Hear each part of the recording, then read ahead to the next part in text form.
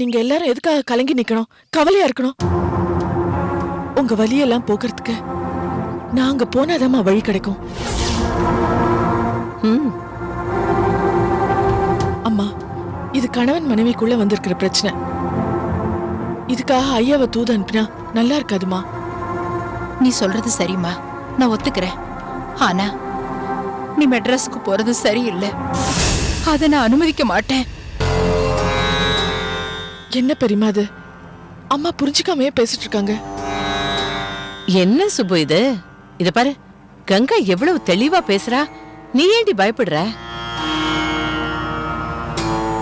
இத பாரு, இது ஒண்ணு தலைவலி பிரச்சனை இல்ல, தாலி பிரச்சனை. அவதான் போராடணும். போராட ஆரம்பிச்சிட்டா.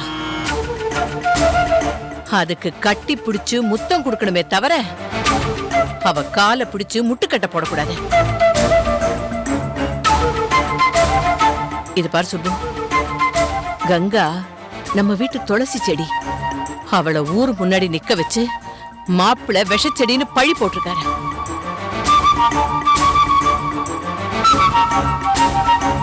பார்த்த நமக்கே ரத்தம் கொதிக்கிறப்போ பாதிக்கப்பட்டவ அவ எவ்வளவு கொதிச்சு போயிருப்பா. அந்த கொந்தளிப்பு அவ மனசுல இருக்குமே தவிர மாப்பிளைய பார்த்து பேசுறப்போ வார்த்தைகள்ல இருக்காது.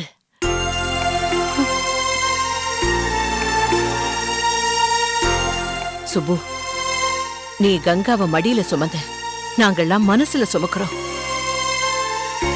ஐயாவோட பேரை காப்பாத்திட்டு இருக்கிற இந்த குழந்தை இந்த மண்ணில் அவமானப்பட்டு நிக்கலாமா? எத்தனையோ பேரோட கஷ்டத்தை தீர்த்து வைக்கிற இவளே இன்னைக்கு கஷ்டத்துல நிக்கிறா. இங்க பாரு சுப்பு, கண்ணகி மாதிரி புருஷனுக்காக நியாயம் கேட்க போகல. இவ புருஷன்கிட்டயே நியாயம் கேட்க போறா. அதுக்கு ஆரத்தி எடுத்து அனுப்பி வைக்கணுமே தவிர அடக்கி வைக்க கூடாது. அதுக்கு இல்லக்கா, நீ எதுவும் சொல்ல வேண்டாம். கங்கா தான் இனிமே முடிவெடுக்கணும்னு ஐயாவே சொல்லிருக்காரு. இவளும் முடிவெடுத்துட்டா. நீ விட்டுரு, இவ சென்னைக்கு போயிட்டு வரட்டும். அம்மா, நான் பண்ணதுலயே பெரிய தப்பு.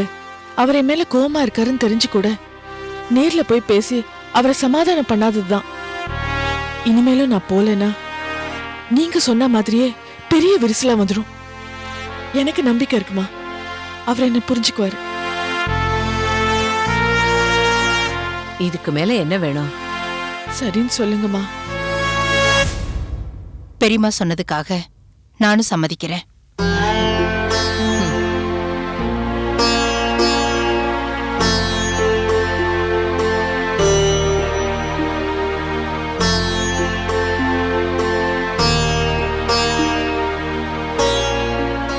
பெரியமா, ரொம்ப தேங்க்ஸ் பெரியமா. எதுக்குடா? உனக்கு ஒரு நல்லது நடக்கணும் தான் உன்னை நான் சென்னைக்கு அனுப்பி வைக்கிறேன். ஆண்டவன் உன் கூட இருப்பா, நல்லதுதான் நடக்கும்.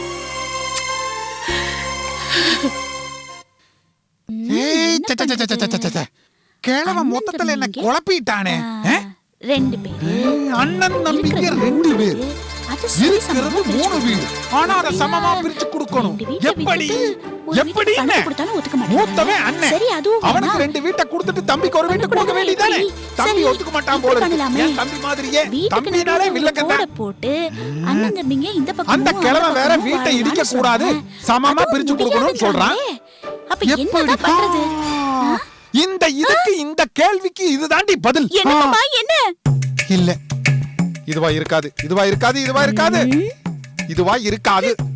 ஐயோ கேளவ. இப்ப எதுக்கு நீ போன குட்டி மாதிரியே பின்னாடி வந்துட்டு இருக்க? அப்படி வந்தா மட்டும் ஐடியா கிடைச்சிருமா? வந்து இப்படி உட்காரு. என்ன பண்ணிட்டு இருக்கீங்க? வந்து இப்படி உட்காரு. ஆமா, உங்களுக்கு தோணல போறனே போட்டா. உட்காரு. சோ அண்ணன் தம்பிங்க 2 பேர். ஏன் மாமா 3 வீட்டை அண்ணன் தம்பிங்க 2 பேருக்கு எப்படி மாமா உடைக்காம பங்கு போடுறது? மூதேவி மூதேவி, அது தெரிஞ்சா நான் ஏண்டி இப்படி உட்கார்ந்துட்டு இருக்கேன்? அந்த கிழமை 3 நாளைக்கு முன்னாடி வந்து நான் கேட்ட கேள்விக்கு பதில் சொல்லுங்கன்னு போயிட்டான். நான் 3 நாளா மண்டை உடைச்சிட்டு இருக்கிறேன். எங்க உனக்கு தெரிஞ்சா நீ சொல்லு பாப்போம். எங்க மாமா சொல்றது? வீட்டை விக்க கூடாதுன்னு சொல்லிட்டாங்க, நடுவுல கோடு போடக்கூடாதுன்னு சொல்லிட்டாங்க. எப்படி மாமா பிரிக்கிறது?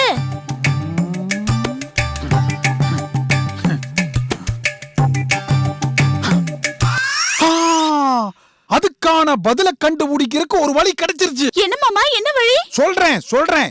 இந்த கேள்வியை எவன் என்கிட்ட கேட்டானோ அந்த கிழவங்கிட்டயே பதில கேட்டறலாம். அது ரொம்ப கேவலம் மாமா. 3 நாள் இல்ல, 3 வருஷமானாலும் நாம தான் அந்த கேள்விக்கு பதில கண்டுபிடிக்கணும். அப்படின்னு இந்த ஜென்மத்துல இந்த கேள்விக்கு பதில கண்டுபிடிக்கவே முடியாது. கேட்டி பேசாம ஐயா கிட்ட கேட்டா? கிணத்து தவளை மாதிரி கிணறே உலகம்னு இருக்காதீங்க மாமா.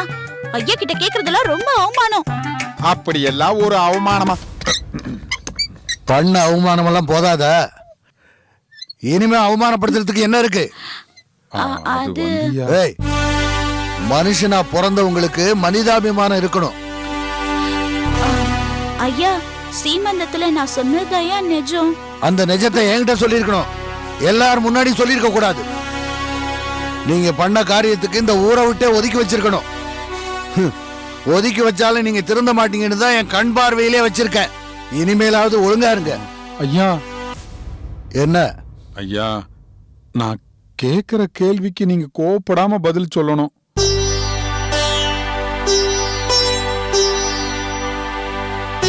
நீங்க ஊர்ல இல்லாதப்போ உங்களை தேடி ஒரு பஞ்சாயத்து வந்துச்சு. இதுக்கு மேலேயும் உங்களை யாரும் தொந்தரவு பண்ண கூடாதுன்னு, உங்க சுமைகளை நான் தாங்கிக்கலான்னு நான் பஞ்சாயத்து பண்றேன்னு அவங்க கிட்ட சொன்னேன்.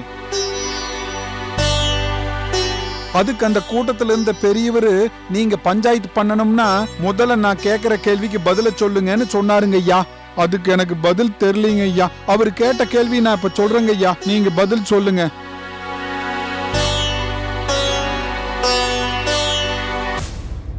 அது என்னன்னாங்கய்யா, பெரியவரோட சொந்தக்காரர் ஒருத்தர் ஜன்னி வந்து செத்துட்டாருங்களாமா ஐயா.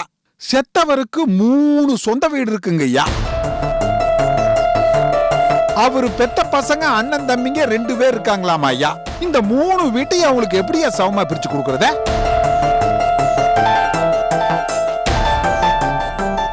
நீங்களே சொல்லுங்க ஐயா. அண்ணன் தம்பிங்க 2 பேருக்கு 3 வீட்டை எப்படியா சமமா பிரிச்சு கொடுக்கறத? முட்டாள் ஐயா, அண்ணன் தம்பி 2 பேருன்னா அண்ணன் ஒருத்தன் தம்பி ஒருத்தன்னு தப்பா கணக்கு போடக்கூடாது. அண்ணன் தம்பி 2 பேருன்னா அண்ணன் ஒருத்தன் தம்பிங்க 2 பேருன்னு அர்த்தம்.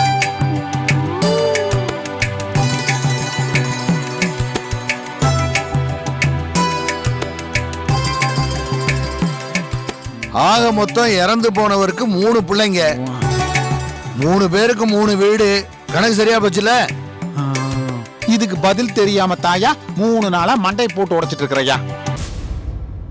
சொன்ன கிழவனாவது என்கிட்ட தெளிவா சொல்லி இருக்கணும். அண்ணன் தம்பின்னா நான் என்ன நினைப்பேன்? அண்ணன் ஒருத்தன் தம்பி ஒருத்தன் தானே நினைப்பேன். எனக்கு நேரம் சரியில்லையா. ஊருக்குள்ள நான் பெரிய மனுஷன் ஆகிறதுக்கு வாய்ப்பு நேரம் காலம் எனக்கு அமையலையா. நான் என்ன பண்றது? அதுக்கு தாண்டா முட்டாள்னு சொன்ன உன்ன.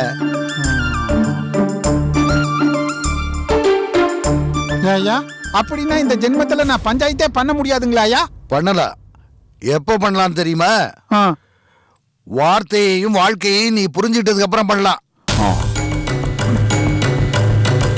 பாண்டிய மன்னர் கோவலனை கொண்டு வான்னு தான் சொன்னாரு. அதை கொன்றுவான்னு தப்பா புரிஞ்சுக்கிட்டவங்க தான் கோவலனை கொன்னுட்டாங்க. எதிரில் நின்று பேசுறவங்களுடைய வார்த்தையில இருக்க சூட்சமத்தை முதல்ல புரிஞ்சுக்கணும்டா. அதுக்கு ஏத்த மாதிரி நாம நடந்துக்கணும். ஊரை புரிஞ்சுக்கிட்டு இவ்வளவு விளக்கமா பேசுற நானே இந்த இளவஞ்சி எதுக்காக இந்த சீமந்தத்தை நடத்த ஒத்த காலில் நிக்கிறாங்கிற சூட்சமத்தை என்னால புரிஞ்சுக்க முடியலையே. கங்காவை அம்மா வீட்டுக்கு அனுப்பிச்சிட்டமேன்னு யாரும் சந்தோஷப்பட்டுக்க வேண்டாம். கங்கா ஒரு கலங்கர விளக்கம். அவளை யாரும் எதுவும் பண்ண முடியாது.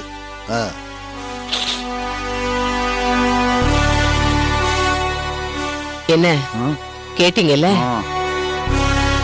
அவர் மனசுல எவ்வளவு பாரம் இருந்தா இந்த மாதிரி பேசுவாரு.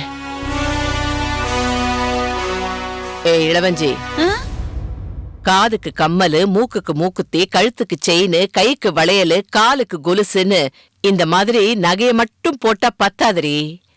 மறைவா இருக்கிற மனசுல நல்லதையும் நினைக்கணும்.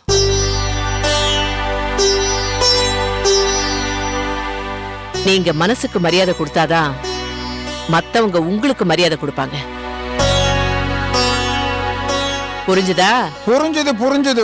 ஆனாலும் நீ ஓவரா தான் தத்துவத்தை கக்கற. ஐயா பொண்டாட்டி இல்ல, அப்படித்தான் நீ தத்துவத்தை சீ, கக்கு. வாயை மூடு. போடா. போ. பேச வந்துட்டான்.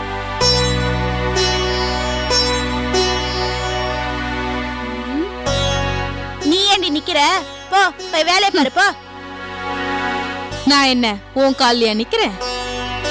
ஆமா, நீ திருந்தவே மாட்டியா? உன்னை தினம் தினம் திருத்தணுமா என்ன? கங்கா சென்னைக்கு போய் செல்வக்கண்ண அண்ணனை பார்த்து நியாயம் கேட்க போயிருக்காங்க. அவங்க வந்ததுக்கு அப்புறம் உனக்கு இருக்க கச்சேரி. அவ வைக்கிற கச்சேரியில நல்ல சாமி பாட்டா போட சொல்லு. அந்த பாட்டுக்கு நீயும் ஆடு. அடுத்தவங்களோட கஷ்டம் உனக்கு சிரிப்பா இருக்குல்ல? நீ என் வாழ்க்கையிலேயே என்னென்ன பண்றங்கிறது எனக்கு நல்லாவே தெரியும். ஒண்ணு மட்டும் நல்லா தெரிஞ்சுக்கோ, தவளை தான் வாயால கெட்டு போற மாதிரி நீயும் உன் வாயால தான் கெட்டு போற.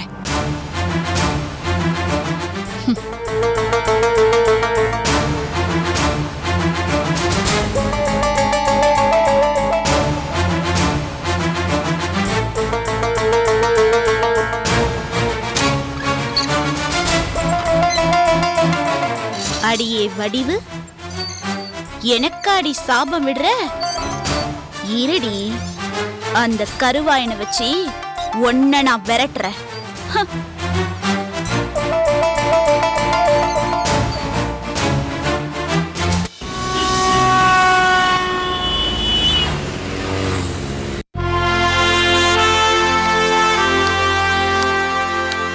எக்ஸ்கியூஸ் மீ, எஸ், கலெக்டர் பார்க்கணும். உள்ள இருக்காரு, போய் பாருங்க. சரிங்க.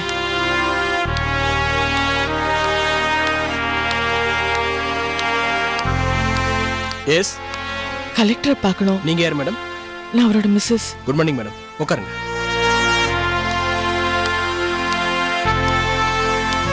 உட்காருங்க மேடம். நான் சாரோட பிஏ தான், நான் போய் சொல்லிட்டு வந்துடுறேன் மேடம். சரிங்க.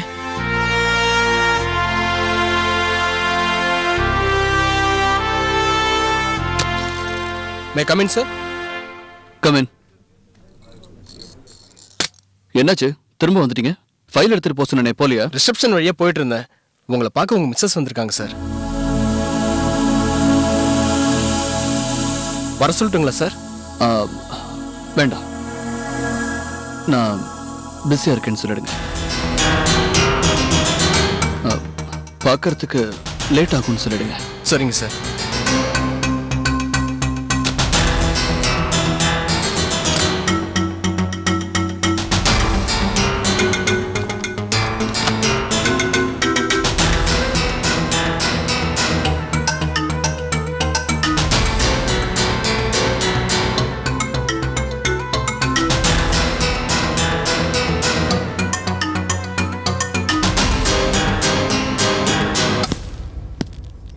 வர சொன்னாரா? இல்லைங்க மேடம். சார் ஒர்க்ல கொஞ்சம் பிஸியா இருக்காரு மேடம். பார்க்கறது கொஞ்சம் லேட் ஆகும்னு சொன்னாரு. பரவாயில்லைங்க, நான் வெயிட் பண்றேன். குடிக்க ஏதாவது வேணுங்களா? ஒன்றும் வேணாம். சரிங்க மேடம்.